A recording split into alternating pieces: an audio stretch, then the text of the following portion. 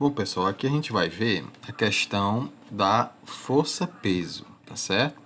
A força-peso é, tal qual a gente viu antes, é a aplicação da segunda lei de Newton, tá certo? Que é força igual a massa vezes aceleração, tá certo?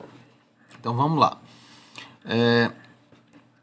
O peso, ele é o quê? Na realidade, ele é uma interação entre a massa de qualquer corpo que está em volta do planeta Terra com a própria Terra, tá certo? Existem todas umas equações da gravitação que mostram a interação entre dois corpos, tá certo? Só que no caso do peso aqui, a gente simplifica essas interações, essas equações da gravitação para uma equaçãozinha simples que é essa aqui, e ela é extremamente semelhante à equação que nós conhecemos como força, tá certo? Ou seja, a força nós vamos chamar agora de peso, tá certo? Massa e a famosa gravidade do Newton, né?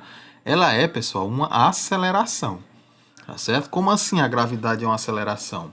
Tipo, se você joga, vamos comparar a gravidade com uma moto, por exemplo.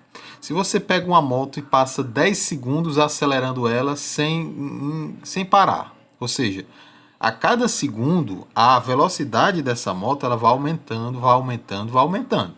Certo? Você está acelerando o tempo todo, então a tendência da velocidade é só aumentar quando você fica acelerando. A gravidade é a mesma coisa. Imagine você soltar um objeto com a distância de 1 metro do chão. Ele vai passar aquele período ali acelerando. Agora imagine você soltar um objeto a 10 metros do chão. Ou seja, é bem observável que o objeto, quando cai no chão, a 10 metros de altura, ele vai ter um estrago muito grande, né? Por quê? Porque ele passou bem mais tempo acelerando, ou seja, a velocidade com que ele vai chegar ao chão vai ser bem maior e, por consequência, a energia que ele acumulou durante a queda vai ser maior, tá certo? Então, ó, é só para deixar bem claro que a gravidade ela é uma aceleração, tá certo? Então, a gente vai simplificar esta equação, né, de forma modular. Porque eu estou falando de forma modular? Porque o peso ele tem uma direção, um sentido e uma intensidade, ou seja, ele é um ente vetorial. A gravidade também tem direção, sentido e intensidade, ela também é um ente vetorial, certo? Então, mas para nós aqui, vamos, como é uma introdução, digamos assim, nós vamos simplificar usando apenas a questão modular, tá certo? Ou seja, vamos pegar apenas os valores numéricos e vamos atribuir, por enquanto, sem nos preocuparmos muito com a direção e o sentido que isto está tomando, tá certo?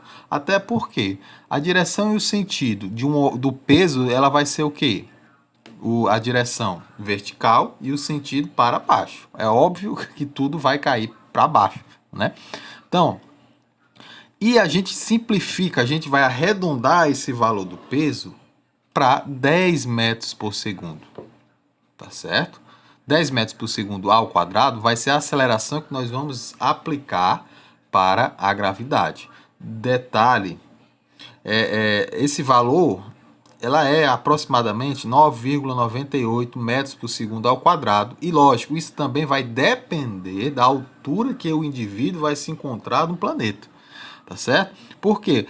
Você está querendo dizer que a aceleração da gravidade aqui, no nível do mar, por exemplo, é diferente no alto de uma montanha? É diferente. Só que é relativamente diferente. É um valor muito pequeno, mas sim, existe uma diferença nessa, nessa aceleração da gravidade.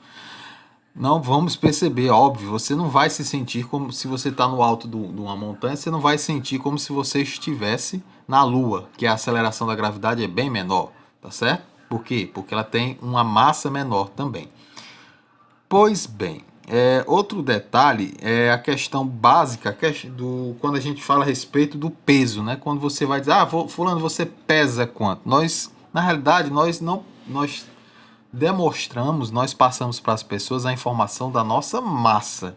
Eu tenho 80 quilogramas. Isso é massa, não é peso, tá certo? O peso é dado em newtons. Pois bem, ó, vamos só para um exemplo bem básico, que é o foco que eu quero aqui no momento. ele vai perguntar o seguinte: qual é o peso de um corpo de massa 50 kg num local em que a aceleração da gravidade é 10 metros por segundo ao quadrado? Ou seja, se o indivíduo ele tem 50 kg e a aceleração da gravidade é 10, então o peso do indivíduo vai ser o quê? 50 vezes 10, que vai ser 500 newtons, certo? O N é a unidade de força, que é o newton, beleza? Então, a aplicação da equação é apenas isso. Aí vamos citar aqui o exemplo da Lua que a gente estava falando, né? Ó, a massa de uma pessoa é de 40 kg, a aceleração da gravidade no local da Terra é de 10 metros por segundo ao quadrado e a Lua é 1,6. Olha a diferença, né? Como eu já disse, o porquê dessa diferença é porque a massa da Lua ela é bem menor do que a massa da Terra. Não é bem menor, é mais um quarto mais ou menos, tá certo? Então, ó, ele vai pedir para você calcular o peso de um indivíduo na Terra e o peso desse mesmo indivíduo na Lua. Perceba que a massa do cara não muda. O que vai mudar é o seu peso. Então, ó, aqui na Terra, a massa vezes a gravidade, que é 10, o peso do camarada é 400 newtons. Já na Lua, a massa, que é 40, e a gravidade 1,6, o peso dessa pessoa é o que? 64 newtons. Ou seja, é por isso que a gente, quando vê aquelas imagens, né, de pessoas andando na Lua, tem aquela tendência à flutuação, né? Por quê? Porque a gravidade é menor. Então, se ele pula e a aceleração que está atraindo ele de volta para a Lua é menor, então é lógico que ele vai cair mais devagar. A aceleração é menor, tá certo?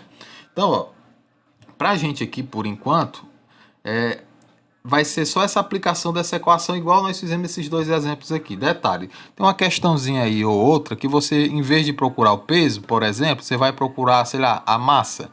Ele dá o peso da gravidade, que é a massa, entendeu? Então, em vez de ser uma multiplicação, vai gerar uma divisão, passa para o outro lado. Mas isso aí não é, acredito que não é problema para ninguém.